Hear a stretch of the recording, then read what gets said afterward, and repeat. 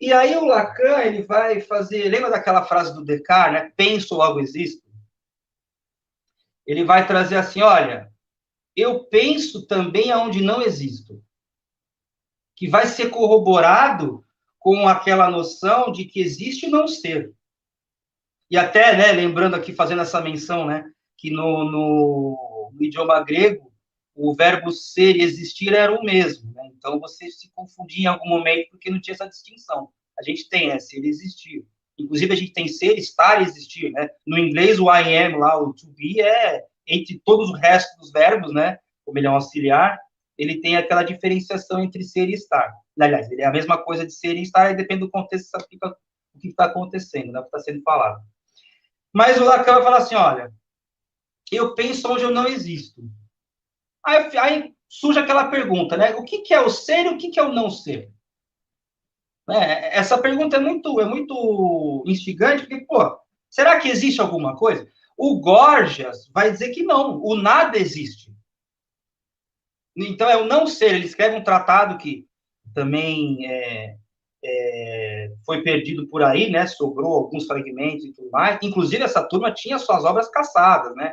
O Protágoras mesmo não sobrou nada porque queimaram, destruíram, né? E aí o tempo vai passando, os caras preservaram tudo do Platão, né? Porque ele diz coisas que é interessante, até psicanaliticamente falando, né?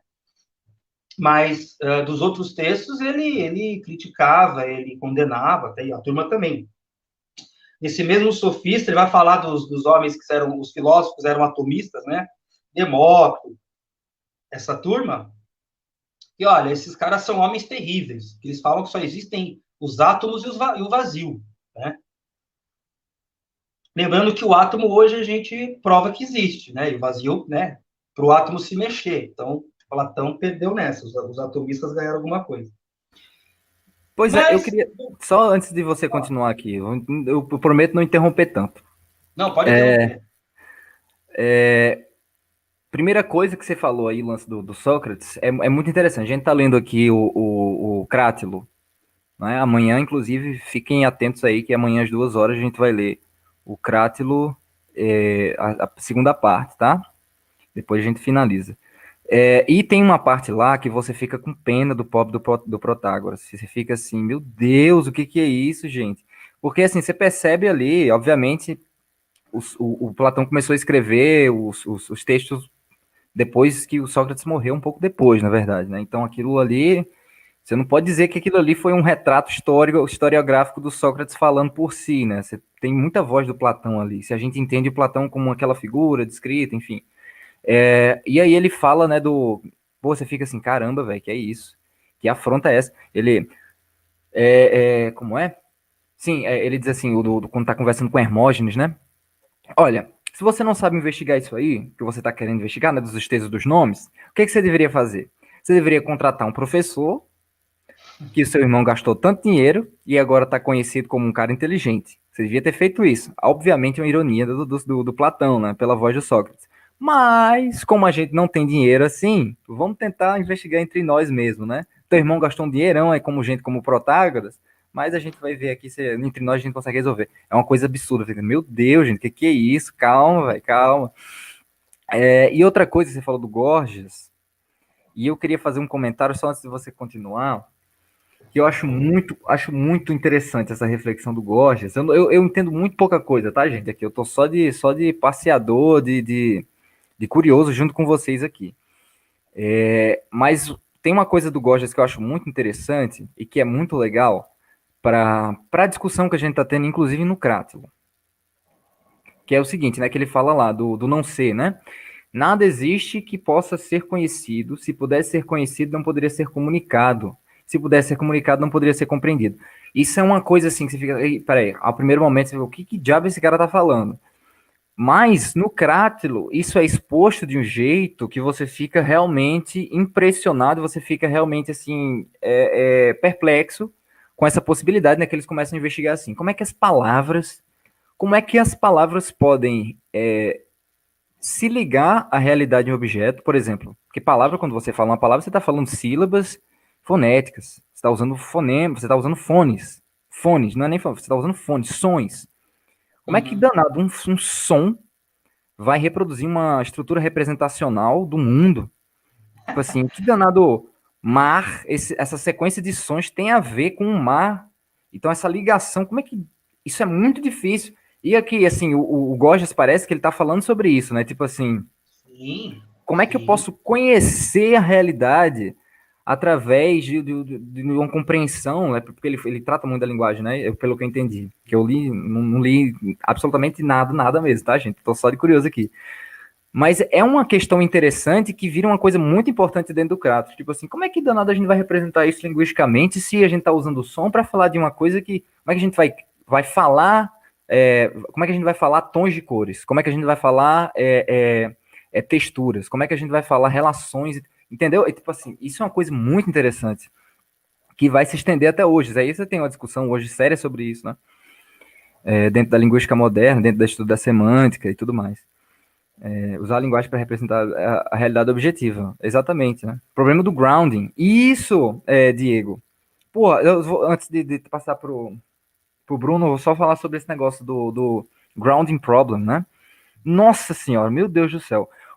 Uma das pessoas que trata disso e que o Pedro Ivo citou, e eu fiquei muito feliz quando ele falou do cara, é o Quine. O Quine trata disso, né? O problema lá do Quine é o seguinte. E isso é uma coisa que vai ser resolvida pela galera da pragmática lá na metade do século XX. E é uma coisa que os sofistas já tinham apontado, ó, muito tempo antes. Então você não pode dizer que os caras eram só. Não é só dizer que os caras eram só Pô, jogadores do discurso, né? né? Cara, estão interessados no dinheiro, que é isso. Mas esse problema que o Diego tá falando, Bruno, não sei se você tá por dentro. É aquele lance, o Quine usa isso, né? Se você tá no meio do nada, sei lá, imagina você tá na floresta, aí tem uma galera lá que fala um idioma que você não conhece. Aí você vê um objeto assim que você não conhece, um objeto que você não conhece, formato, sei lá, um formato cilíndrico, não sei, no meio do chão. Aí o cara aponta para o objeto e diz assim, uma palavra, qual é? Gavagai. Ele fala a palavra Gavagai. Aí o problema, o grounding problem é esse. Como é que você vai saber do que danado esse cara tá falando? Ele tá falando que Gavagai é a forma do objeto, ele tá falando que Gavagai é a cor do objeto, ele tá falando que Gavagai é uma ação que você quer que ele faça no objeto, você quer que ele chute, quer que ele pegue, quer que Sim. você pegue e entregue para ele. Como é que você vai saber do que esse cara tá falando? E esse problema vai ser resolvido pelo Austin, pelo Wittgenstein, posteriormente pela galera da abordagem baseada no uso dentro da linguística, né? Dizendo assim, ó, quando você tem uma situação de comunicação em que os participantes sabem o que está acontecendo e quais são as tarefas dele, quais tarefas estão sendo compartilhadas, olha, convenção aí. Convenção, sofística, sofística, sofística. Sim. Quando eles sabem qual é a tarefa que eles estão sendo feitas, compartilhadas entre si, eles sabem exatamente do que você quer que ele faça. Então você entra numa palestra, por exemplo, e as cadeiras estão todas ocupadas na palestra. Todas ocupadas. Você acabou de chegar. E aí a palestra já estava acontecendo. E aí tem alguém que está organizando essa palestra, você olha para ele olha para você e ele aponta para um lugar da sala. Ele aponta para um lugar da sala. O que significa isso? É óbvio que você vai saber que significa, ó, tem um lugar vazio ali. Mesmo que ele não esteja falando isso, mesmo que ele não esteja usando uma É. linguagem simbólica. Olha que loucura. E esse problema vai ser resolvido trazendo essas bases que foram desenvolvidas primeiramente na sofística. Isso é muito, muito, muito legal, cara. Muito legal. Porra. Enfim, eu fico emocionado quando eu falo dessas coisas, de Ah, verdade. eu fico, é muito legal mesmo, é muito legal mesmo. Cara, o interessante, por exemplo, né, você falou da fala tudo dos sofistas e tudo mais. O Lacan, ele vai falar assim: olha, nós somos fala-ser, nós somos linguagem. É, é, esse problema da atribuição acontece na matemática, né? Lá no conhecimento. Como é que você pode conhecer as coisas, né? Chega lá no final, o Sócrates vai falar com o TT e fala assim: olha, o TT fala assim: olha, eu ouvi dizer que conhecimento é explicação racional, opinião verdadeira com discurso racional. Aí fala, tá bom, vou pegar a letra do meu nome, só, né? Sócrates, a primeira sílaba. Bom, qual é a explicação racional do só?